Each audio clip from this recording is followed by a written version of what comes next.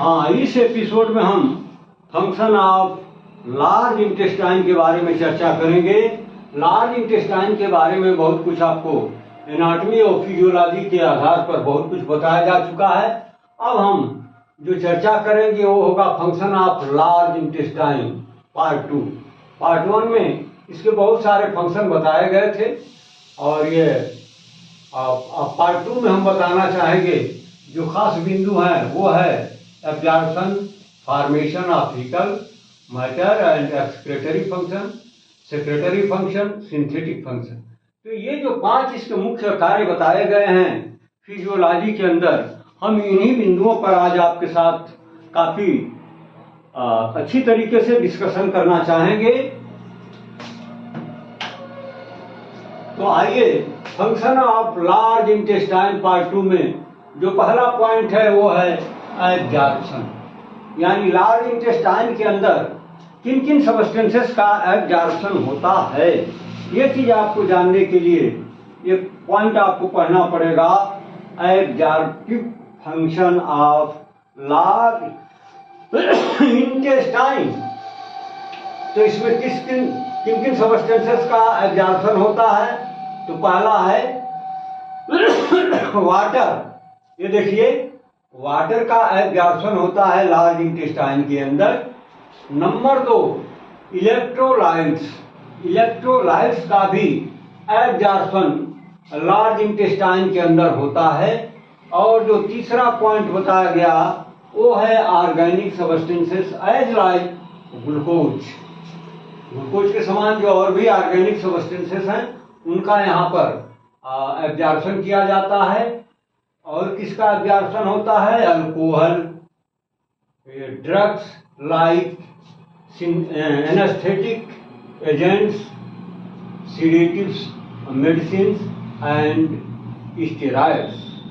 तो इस ग्रुप के जो ड्रग हैं ये जो सीडेट करते हैं और जो स्टेरॉइड ग्रुप के ड्रग्स हैं, एनास्थेसिया के लिए जो एजेंट यूज किए जाते हैं, जो ड्रग्स यूज किए जाते हैं, इनका भी एब्जॉर्प्शन इन लार्ज इंटेस्टाइन के अंदर काफी अच्छी तरीके से किया जाता है। तो ये रहे इसके एब्जॉर्प्टिव फंक्शन में एब्जॉर्ब होने वाले substances as like water, electrolyte, organic substances as like glucose, alcohol, drugs like anaesthetic agents, sedative drugs and steroids. अब हम इसका जो दूसरा फंक्शन है उस पर चर्चा करना चाहेंगे, फॉर्मेशन ऑफ फीसेस। फीसेस का मतलब आप समझते हैं फीकल मैटर या मल जिसको आप बोलते हैं स्टूल। तो इनका फॉर्मेशन कहाँ होता है? लार्ज इंटेस्टाइन के अंदर होता है।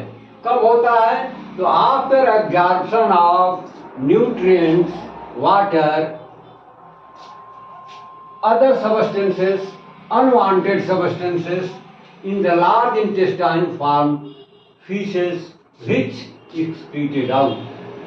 तो ये जो सब्सटेंस आप देख रहे हैं जिनका नाम गिनाया गया आफ्टर ऑब्जर्वेशन, आफ्टर एब्जॉर्प्शन, ये कहाँ पहुंचते हैं? लार्ज इंटेस्टाइन में।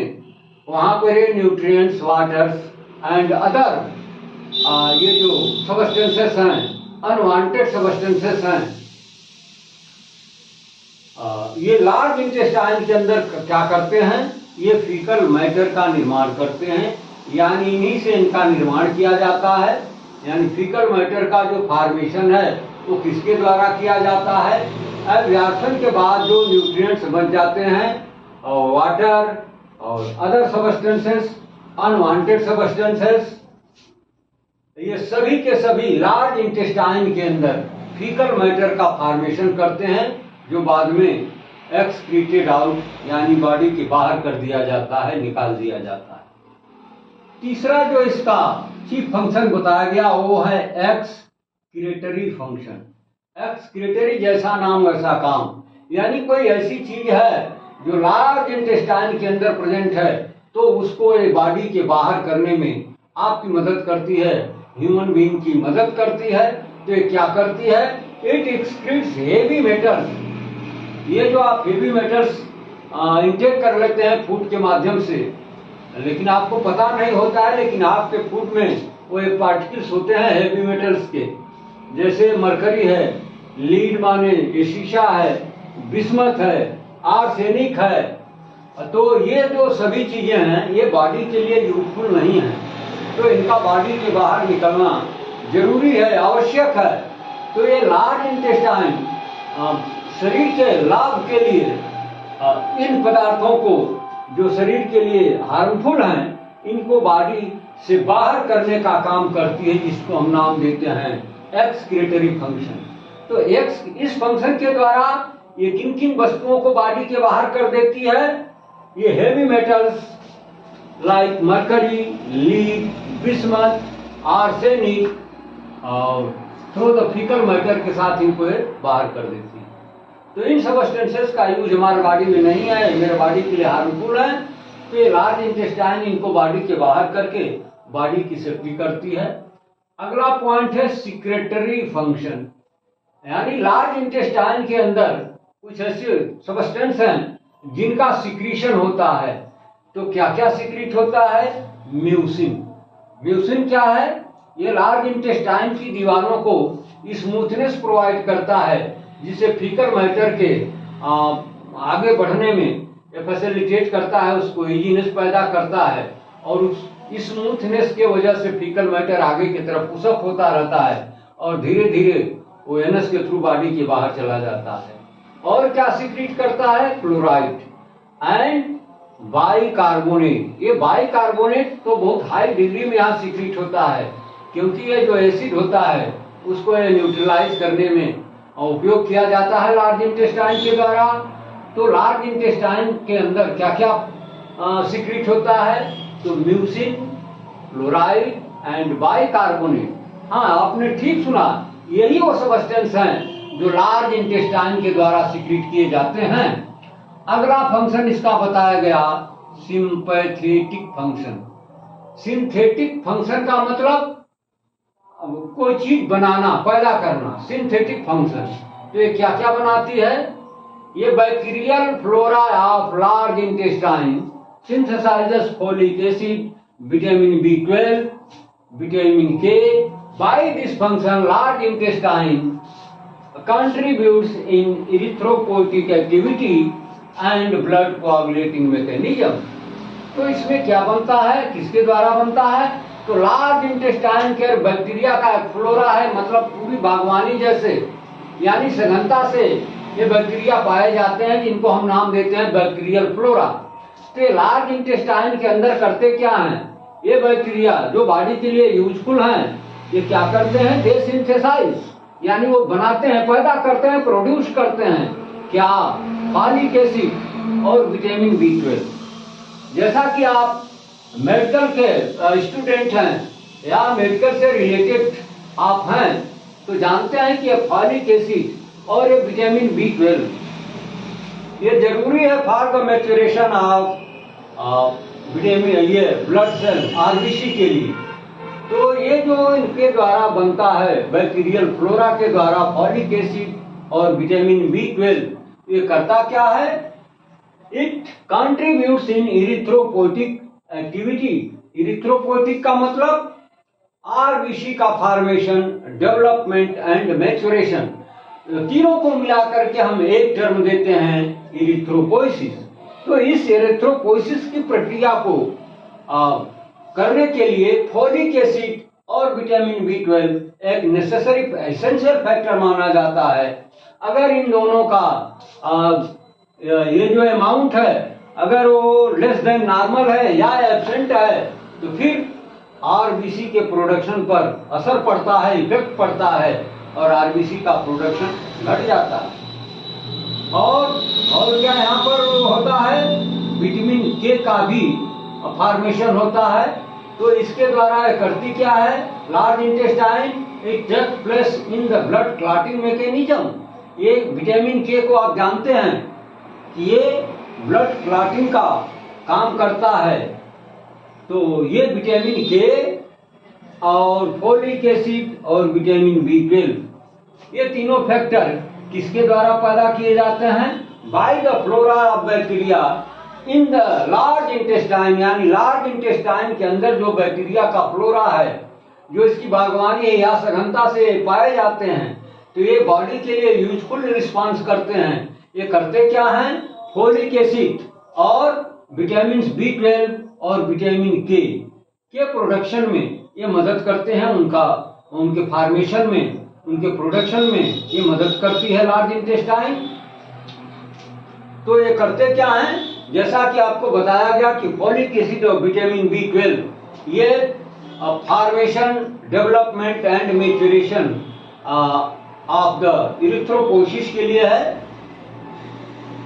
इसकी डिफिशियंसी से इसमें कमी आ जाती है आरबीसी के प्रोडक्शन में, मैच्योरेशन में और डेवलपमेंट में, क्योंकि फॉलिक एसिड और vitamin B12 these are the essential factor for the formation of RBC. और ये जो विटामिन के का जो फॉर्मेशन होता है वो क्या करता है? It takes part in the blood clotting mechanism, यानी ये ब्लड क्लॉटिंग के मैकेनिज्म में इसका अहम रोल होता है, ब्लड को क्लॉट करने में मदद करता है। तो ये रहे functions of the large intestine part 2। अब हम जो अगला टॉपिक आपके साथ शेयर करना चाहेंगे उसका नाम दिया गया है अप्लाइड एनाटॉमी। अप्लाइड एनाटॉमी, और इसको हम दूसरा नाम भी देते हैं क्लिनिकल फिजियोलॉजी। अप्लाइड फिजियोलॉजी या क्लिनिकल फिजियोलॉजी, यानी फिजियोलॉजी के अंदर जो आपने normal function and sensation of the organs of the body के बारे में स्टडी किया है, इसका यूज आप एब नॉर्मल कंडीशन में कैसे करेंगे, इसके एप्लीकेशन के लिए यहाँ पर कुछ पॉइंट्स दिए गए हैं। तो इसमें जो लार्ज इंटेस्टाइन में जो कॉमन डिजीज है, जो डिफॉर्मिटी होती है, बीमारियां होती हैं तरह तरह की, जैसे बॉडी के अदर ऑर्गन में होती हैं, उसी तरीके से लार्ज इंटेस्टाइन के अंदर भी बहुत सारी हेल्थ प्रॉब्लम क्रिएट हो जाती हैं। तो उसी के स्टडी को हम नाम देते हैं अप्लाइड फिजियोलॉजी या clinical physiology of large intestine. तो इसमें जो पहले नंबर पर, इसमें तो एक बहुत लंबी लिस्ट है, लेकिन फिलहाल इस एपिसोड में हम सिर्फ एक ही प्रॉब्लम जिसका नाम है डायरिया, इसके बारे में चर्चा करेंगे। बाकी की बीमारियों का या जो भी हेल्थ प्रॉब्लम है उनकी चर्चा हम अगले एपिसोड में करना चाहेंगे। तो आइए, जो सबसे कॉमन प्रॉब्लम है वो है डायरिया। यह ऐसा टर्म है जिसको सारे लोग जानते हैं, इवन जो मेडिकल मैन है, मेडिकल से रिलेटेड है, वो लोग भी जानते हैं। नॉन मेडिकल के लोग भी डायरिया को बहुत आम तौर से यूज करते हैं कि वो फला व्यक्ति डायरिया से पीड़ित है, वो सफर कर रहा है। तो डायरिया क्या है? Frequent and profuse discharges of intestinal contents in loose and fluid form due to increase movement of intestine. ये क्या है डायरिया?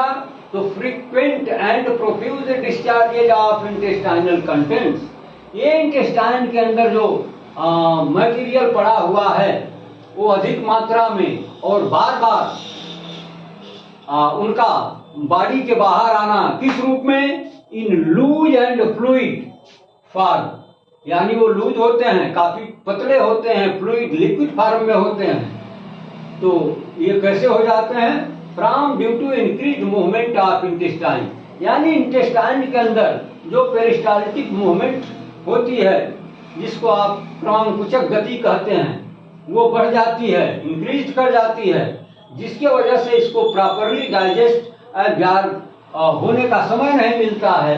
तो वो जो इंटेस्टाइन के अंदर कंटेंट्स पड़े हुए हैं, जो सबस्टेंसेस पड़े हुए हैं, वो लिक्विड फॉर्म में, लूज फॉर्म में बॉडी के बाहर काफी ज्यादा मात्रा में और बार बार बहुत कम इंटरवल पर बॉडी के बाहर आते हैं। उसी को हम नाम देते हैं डायरिया। यानी फ्लूइड फॉर्म में इस इंटेस्टाइनल कंटेंट का बॉडी के बाहर आना due to increase movement of intestine. तो इसका कारण बताया गया कि ये क्यों बार बार और अधिक मात्रा में ये लिक्विड फॉर्म में क्यों बॉडी के बाहर आते हैं। उनको सेमी सॉलिड फॉर्म में बॉडी के बाहर आना चाहिए, लेकिन मैं आपको बता दूं कि यदि उनको प्रॉपर टाइम नहीं मिलता है डाइजेस्ट होने का, एब्जॉर्ब होने का, तो फिर वो लूज एंड फ्लूइड फॉर्म में ही बॉडी के बाहर निकल जाते हैं। कारण इसका बताया गया due to increase movement of intestine. Intestine के अंदर जो पेरिस्टाल्टिक मूवमेंट होती है उसकी तरंगें बढ़ जाती हैं, वो फास्ट गति से होने लगती है। तो ये जो इंटेस्टाइनल कंटेंट हैं वो फास्ट गति से, तीव्र गति से आगे पुशअप होते चले जाते हैं और प्रॉपरली डाइजेस्ट एब्जॉर्ब होने से के पहले ही वो बॉडी के बाहर निकल जाते हैं। तो ये रही डायरिया। इसके कारण में भी हम आपसे चर्चा करना चाहेंगे। तो कारण में पहला कारण बताया गया by intake of contaminated water, food, spicy food, artificial sweetness. ये इसके पहले कारण में बताए गए कि ये कंटामिनेटेड वाटर, कंटामिनेटेड से मतलब दूषित। जैसे मान लीजिए कि कोई व्यक्ति किसी बीमारी से संक्रमित है, अगर उसके द्वारा जो खाने पीने की चीजें हैं, अगर उसने उसको खा लिया है, थोड़ा छोड़ दिया, तो जो थोड़ा बचा हुआ भाग है उसके फूड का या ड्रिंक का, तो वो उसके संक्रमण से वो भी संक्रमित हो जाएगा। और यदि कोई दूसरा हेल्दी व्यक्ति उसको इंटेक करेगा तो फिर वो भी उसके संक्रमण का शिकार होगा। तो ये बताया गया by intake of contaminated water and food, यानी प्रदूषित वाटर और फूड के ग्रहण करने से ये डायरिया होने के चांसेस बढ़ जाते हैं। और स्पाइसी फूड, बहुत मिर्च मसालेदार वाली चीजें खाने से आपने अनुभव किया होगा, देखा होगा, ये जो बहुत मिर्च मसाले वाली भोजन लोग लाइक करते हैं, खाते हैं, वो कहीं न कहीं वो डायरिया के रूप में आपको डैमेज करता है, नुकसान पहुंचाता है। और आर्टिफिशियल स्वीटीनेस, और ये जो बनावटी कृत्रिम मिठाइयां हैं, इनके खाने से भी ये प्रॉब्लम होती है, जिस प्रॉब्लम का नाम है डायरिया। तो डायरिया से अगर बचना है आपको तो क्या करना होगा? ये कंटामिनेटेड वाटर और फूड, इनको अवॉइड करना होगा। जब तक आपको ये न पता लगे कि अच्छी तरीके से स्टेरिलाइज्ड है, शुद्ध भोजन है, शुद्ध पेय पदार्थ है, तब तक उसको आप इंटेक न करें, अन्यथा आप डायरिया से पीड़ित हो सकते हैं। स्पाइसी फूड की बात है तो आप मिर्च मसाले की चीजों का यूज कम करें, तो आप इससे बच सकते हैं, हेल्दी रह सकते हैं। और क्या करना होगा? आर्टिफिशियल स्वीटीनर से, आजकल मार्केट में ये तमाम जो सिंथेटिक वस्तुएं आ रही हैं जिनके द्वारा ये आर्टिफिशियल स्वीट्स वगैरह बनाई जा रही हैं, तो इनके भी खाने से आप डायरिया से पीड़ित हो सकते हैं। तो इन सारी चीजों को अवॉइड कर दीजिए, तो कभी भी आप इसके प्रॉब्लम से पीड़ित नहीं होंगे। जो दूसरा कारण बताया गया, indigestion of food substances. Indigestion of food substances यानी जो आपने फूड इंटेक किया हुआ है उसका प्रॉपरली डाइजेशन ना हो तो फिर डायरिया की प्रॉब्लम हो सकती है। तो फिर आप अपने खान पान की हैबिट्स को इस तरह से मेंटेन करें कि इनडाइजेशन की दिक्कत न हो। इनडाइजेशन से अगर आप बचे हैं तो डायरिया से आप पूरी तरीके से सेफ हैं। अन्यथा उल्टी सीधी चीजें खाएंगे, उनका डाइजेशन नहीं होगा, तो फिर डायरिया से आपको पीड़ित होने से कोई रोक नहीं सकता। तीसरा जो बताया गया, बैक्टीरियल इन्फेक्शन। हमारे बॉडी में, इंटेस्टाइन में कुछ ऐसे बैक्टीरिया पहुंच जाते हैं जिनके इन्फेक्शन से ये डायरिया नाम की प्रॉब्लम क्रिएट हो जाती है। जैसे ये बैक्टीरिया का नाम दिया है, जो सबसे कॉमन नाम आता है, E coli, salmonella, Shigella, etc. तो ये प्रमुख बैक्टीरिया हैं, ये सभी ग्राम नेगेटिव ग्रुप में आते हैं। और अगर ये इंटेस्टाइन के अंदर एंट्री करने में सफल हो गए तो फिर डायरिया से पीड़ित होने से कोई रोक नहीं सकता है और वह व्यक्ति डायरिया का शिकार होगा। जो अगला कारण बताया गया है वो है वायरल इन्फेक्शंस। कुछ ऐसे वायरस हैं जिनके इन्फेक्शन के द्वारा भी ये डायरिया जैसी प्रॉब्लम क्रिएट हो जाती है लार्ज इंटेस्टाइन के अंदर। तो उसमें नाम कुछ दिया गया है, रोटावायरसेस, हिपेटाइटिस वायरसेस। ये मुख्य रूप से 2 वायरसेस हैं, बाकी तो कुछ और भी हैं, लेकिन मेनली अगर ये इंटेस्टाइन के अंदर पहुंच गए तो फिर डायरिया से पीड़ित होने में कोई रोक नहीं सकता है, उस व्यक्ति को डायरिया सफर करनी ही पड़ेगी। और 5वां जो बताया गया, कुछ पैरासाइट्स हैं जिनके इन्फेक्शन से भी ये डायरिया नाम की प्रॉब्लम क्रिएट हो जाती है। ये पैरासाइट्स में जैसे दिया है एंटीअमीबा हिस्टोलिटिका और जियार्डिया लैम्बिलिया। ये मुख्य रूप से 2 पैरासाइट ऐसे हैं जो अगर इंटेस्टाइन के अंदर किसी भी रूप में कैसे भी किसी भी माध्यम से अगर एंट्री करने में सफल हो गए तो फिर ये डायरिया नाम की प्रॉब्लम अवश्य क्रिएट होगी, उसको कोई रोक नहीं सकता। ये अगला पॉइंट बताया गया कि मेडिसिनल रिएक्शन, कुछ ऐसी दवाइयां हैं जिनको यूज करने के बाद व्यक्ति डायरिया से पीड़ित हो जाता है या उसके अंदर डायरिया की प्रॉब्लम क्रिएट हो जाती है।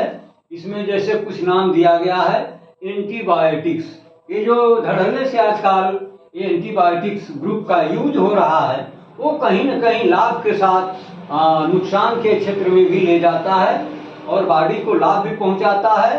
अगर इसका सावधानी पूर्वक किसी विशेषज्ञ के द्वारा अगर इसका यूटिलाइजेशन नहीं किया, प्रायः होता क्या है, लोग दुकान पर जाते हैं और 2-4 ऐसे कॉमन एंटीबायोटिक्स हैं जिनका नाम सभी लोगों के जुबान पर आ चुका है, वो मेडिकल हॉल वाले से मांग लेते हैं फला एंटीबायोटिक दे दो, वो खा लेते हैं और खाने के बाद फिर वो डायरिया से पीड़ित हो जाते हैं। तो ऐसा कदापि न करें। एंटीबायोटिक दवाओं का यूज किसी योग्य चिकित्सक के परामर्श के अनुसार ही यूज करें। कितना यूज करना है, किस डोज में लेना है, कितनी मात्रा में लेना है, कई दिन तक लेना है, ये सारी बातें आपको कोई जो कि फिजिशियन नहीं बता सकता है। और बिना उसके राय के, बिना उसके कंसल्टेशन के you should not take antibiotic of any types. किसी भी तरह की जिसको आप बहुत इजी एंटीबायोटिक समझते हैं वो भी नहीं लेना चाहिए। तो हमेशा एंटीबायोटिक का यूज आप किसी योग्य फिजिशियन के परामर्श के अनुसार ही लें, अन्यथा आप डायरिया से पीड़ित हो सकते हैं। अब दे रहा है एंटी हाइपरटेंसिव ड्रग्स। आजकल तो घर घर में पहुंच चुका है हाइपरटेंशन और ब्लड शुगर। तो ये जो एंटी हाइपरटेंसिव ड्रग्स होते हैं, यानी वे ड्रग्स जो हाइपरटेंशन को लो करते हैं, कंट्रोल करते हैं, उनके लेने से भी ये डायरिया की प्रॉब्लम हो सकती है। तो जब भी अगर ये प्रॉब्लम किसी को होती है तो उसको बिना किसी चिकित्सक के परामर्श के अनुसार ही इसका यूज करें, अन्यथा अपने मन से मेडिकल हॉल से खरीद कर यूज करने का प्रयास कदापि न करें। अन्यथा आप एक प्रॉब्लम तो झेल रहे हैं, दूसरी प्रॉब्लम डायरिया भी आपको परेशान करेगी और डायरिया का कॉम्प्लिकेशन आपको झेलना पड़ेगा। ये antacid containing magnesium and laxatives drugs, ये एंटासिड आजकल धड़ल्ले से यूज होता है। एंटासिड का मतलब समझते हैं? वो ड्रग्स जो एसिड के एंटी काम करे। क्या सुना आपने? बिल्कुल ठीक सुना। जो एसिड को डैमेज कर दे, एसिड के एक्शन को इनएक्टिवेट कर दे, उसको हम नाम देते हैं एंटा एसिड। ये यूनियन ऑफ 2 टर्म है, एंटी और एसिड, और दोनों को जोड़ दिया तो टर्म तैयार हो गया एंटा एसिड। तो ऐसे एंटा एसिड, ऐसे एंटासिड जिनके कंपोजिशन में मैग्नीशियम मिला हो, इसको सावधानी पूर्वक इंटेक करें, बिना किसी योग्य चिकित्सक के परामर्श के, बिना किसी सुटेबल डॉक्टर के राय के आप इनका यूज न करें। अन्यथा इसके साथ साथ आप डायरिया से भी पीड़ित हो सकते हैं, तो आपकी प्रॉब्लम काफी बढ़ सकती है। और क्या बताया गया? ये लैक्सेटिव्स ड्रग्स। लैक्सेटिव क्या है? ऐसे ड्रग्स जो हल्के फुल्के कॉन्स्टिपेशन को तोड़ने के लिए हम यूज करते हैं, ताकि वो स्टूल को थोड़ा लूज करके और इंटेस्टाइन को खाली कर दे। तो ऐसे ड्रग्स को हम एक ग्रुप का नाम देते हैं लैक्सेटिव्स ड्रग्स। तो अगर ये कहीं सामान्य से अधिक मात्रा में हो गया या फिर इसका साइड इफेक्ट हो गया, इसका थोड़ा हल्का फुल्का रिएक्शन हो गया, तो फिर आप डायरिया से पीड़ित होंगे और इसके साथ साथ आपको एक कॉम्प्लिकेशन झेलना पड़ेगा जिसका नाम है डायरिया। 6वां पॉइंट बताया गया इंटेस्टाइनल डिजीजेज। इंटेस्टाइन के अंदर, जैसे कि शुरू में इंट्रोडक्शन में आपको बताया गया कि बॉडी के अदर ऑर्गन में जैसे बहुत सारी बीमारियां पैदा हो जाती हैं, उसी तरीके से इंटेस्टाइन के अंदर भी बहुत सारी बीमारियां हो सकती हैं। तो कुछ ऐसी बीमारियां हैं जिनके होने के बाद ये डायरिया की प्रॉब्लम भी उसके साथ कॉन्कोमिटेंट हो जाती है, ये आ जाती है, हो जाती है। जैसे इंटेराइटिस। इंटेराइटिस का मतलब तो आप अच्छी तरीके से जानते हैं, क्योंकि ये एनाटॉमी में और फिजियोलॉजी दोनों में इंटेराइटिस का मतलब आपको अच्छी तरीके से शेयर किया गया था। इंटेराइटिस का मतलब है आइडो, it is the union of two terms entero plus itis. Itis का मतलब inflammation, which indicates inflammation in the small intestine। तो स्मॉल इंटेस्टाइन के अंदर अगर इन्फ्लेमेशन हो जाता है तो जाहिर सी बात है उसके दो ही मुख्य काम बताए गए, एक है डाइजेशन और दूसरा है एब्जॉर्प्शन। अगर स्मॉल इंटेस्टाइन के अंदर इन्फ्लेमेशन हो जाता है, स्वेलिंग हो जाती है, सूजन हो जाती है, तो ये इसके दोनों काम गड़बड़ हो जाते हैं, एबनॉर्मल हो जाते हैं, और रिजल्ट क्या होता है? डायरिया की प्रॉब्लम। तो एक तो आप इंटेराइटिस झेल रहे हैं, फिर कॉम्प्लिकेशन में डायरिया आ जाएगी, तो आपकी प्रॉब्लम दुगनी हो जाएगी और आप दो तरह से परेशान हो जाएंगे। फिर क्या बताया गया? Abnormal motility of intestine, irritable bowel syndrome, ये बताया गया। दूसरा जो problem, abnormal motility of intestine, intestine की जो मोटिलिटी है यानी उसका जो मोशन है उसमें एबनॉर्मलिटी का हो जाना। जैसा कि ऊपर अभी अभी आपको बताया गया, क्या बताया गया कि ये जो इनका जो मूवमेंट है, पेरिस्टाल्टिक मूवमेंट है, उसमें अगर इंक्रीजमेंट हो जाए, वो फास्ट हो जाए, तो फिर प्रॉब्लम डायरिया की क्रिएट हो जाती है। तो ये motility of abnormal motility of intestine, अगर इंटेस्टाइन के अंदर ये एबनॉर्मल मोटिलिटी हो जाए यानी जो पेरिस्टाल्टिक मूवमेंट है उसमें कोई डिसऑर्डर हो जाए, तो फिर प्रॉब्लम क्रिएट होती है डायरिया। अगला बताया गया इरिटेबल बावेल सिंड्रोम। ये बावेल क्या होता है? तो वही इंटेस्टाइन, इंटेस्टाइन के अंदर अगर कोई ऐसा सबस्टेंस है जिससे इरिटेशन पैदा होता है, इरिटेबिलिटी पैदा होती है, तो बहुत सारे लक्षण इकट्ठा हो जाते हैं जिनको हम नाम देते हैं इरिटेबल बावेल सिंड्रोम। तो इनके साथ साथ प्रॉब्लम क्रिएट होगी डायरिया। अब इसमें हमें देखने को क्या मिलता है? तो सारी कहानी हो गई थ्योरेटिकल। इन प्रैक्टिकल आप देखते क्या हैं? अगर ये प्रॉब्लम्स हैं तो फिर क्या क्या आपको क्लिनिकली फीचर्स मिलेंगे? उसमें आपको मिलेगा डिहाइड्रेशन। अगर ये डायरिया अगर थोड़ा रफ्तार पकड़ लेती है, जैसा कि डायरिया में बताया गया डुइनो में, ये माइल्ड, मॉडरेट और सीवियर 3 ग्रुप में बांटी गई है। तो जब ये माइल्ड में होती है तो उसके लिए कोई बहुत माने थोड़ा बहुत ही वाटर और सोडियम का लॉस होता है। लेकिन अगर ये माइल्ड फेज में चली गई है, मॉडरेट फेज में चली गई है, तो इतना ही डिहाइड्रेशन की कंडीशन होती है कि आप ओरल रिहाइड्रेशन दे करके उसको कंट्रोल कर सकते हैं, मैनेज कर सकते हैं। लेकिन यदि ये डायरिया कहाँ चली गई? सीवियर कंडीशन में अगर चली गई, तो फिर आपका ओरल रिहाइड्रेशन की जो थियरी है वो फेल हो जाती है, और फिर हम उसको आईवी फ्लूइड के माध्यम से उसके इलेक्ट्रोलाइट और वाटर बैलेंस को मेंटेन करके रिहाइड्रेशन के कंडीशन में लाते हैं और उसके डिहाइड्रेशन की रिकवरी करते हैं। तो ये डिहाइड्रेशन क्या है? Excess loss of water from the body, शरीर से अत्यधिक मात्रा में पानी का निकल जाना क्या कहलाता है? डिहाइड्रेशन। जी हाँ, तो ये डायरिया कुछ ऐसा ही उपद्रव करती है। डायरिया में जैसा कि ऊपर बताया गया है कि ये फ्रीक्वेंट और फ्लूइड, ये देखिए contents in loose and fluid form. जब ये लूज हो जाएगी, लूज डायरिया होगी या फिर बिल्कुल वाटरी होगी, तो उसमें क्या होगा? इलेक्ट्रोलाइट और ये वाटर का डिसबैलेंस होगा, इम्बैलेंस होगा, और उसका अमाउंट लेस देन नॉर्मल होगा, उनका लेवल सामान्य से कम होगा। तो फिर जो कंडीशन बनेगी उसको हम नाम देते हैं डिहाइड्रेशन।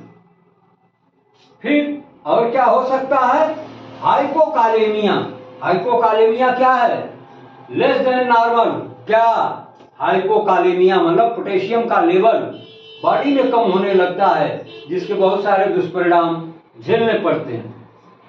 फिर है मेटाबॉलिक एसिडोसिस। ये मेटाबॉलिज्म गड़बड़ होगा तो फिर एसिडोसिस की प्रॉब्लम होगी, तो बहुत सारे मुश्किलें खड़ी कर देगा ये मेटाबॉलिक एसिडोसिस। और क्या प्रॉब्लम होगी? Abdomen pain. एब्डोमेन के अंदर पेन की फीलिंग होगी, डिस्कम्फर्ट की स्थिति बनेगी। और क्या होगा? नासिया होगा, मतलब मतली आएगी। और क्या होगा? ब्लोटिंग, डकार आएगी, excess loss of water and electrolyte. और जो सबसे जबरदस्त नुकसान होता है वो है excess loss of water and electrolyte, जो बार बार आपको ऊपर के पंक्तियों में बताया गया है। ये डायरिया क्या करती है? Diarrhoea leads to excess loss of water and electrolyte. ये शरीर में वाटर का काफी क्षय होता है, लेवल गिर जाता है, कम हो जाता है, लेस देन नॉर्मल हो जाता है। और जब ये निकलेगा तो इसके साथ साथ इलेक्ट्रोलाइट भी इम्बैलेंस कंडीशन में जाएगा। अगर ये दोनों काफी एडवांस स्टेज में चले गए तो फिर लाइफ थ्रेटनिंग कंडीशन पैदा हो जाती है। अगर उसको प्रॉपर ढंग से मैनेज और ट्रीटमेंट ना किया गया तो फिर व्यक्ति की डेथ भी हो सकती है। तो इतनी खतरनाक प्रॉब्लम है डायरिया। ये डायरिया किसके अप्लाइड फिजियोलॉजी में है? लार्ज इंटेस्टाइन के। बाकी अभी बहुत सारे पॉइंट्स हैं जिन पर हम आपके साथ काफी लंबे चौड़े स्तर से काफी डिटेल में चर्चा करना चाहेंगे, लेकिन अब आज के एपिसोड में बस इतना। आगे जानने के लिए आप मेरा a function of large intestine तो हो चुका है, अप्लाइड फिजियोलॉजी पार्ट 2 में आइएगा तो हम आपके साथ उस पर चर्चा करेंगे। ये है फिजियोलॉजी पार्ट 1।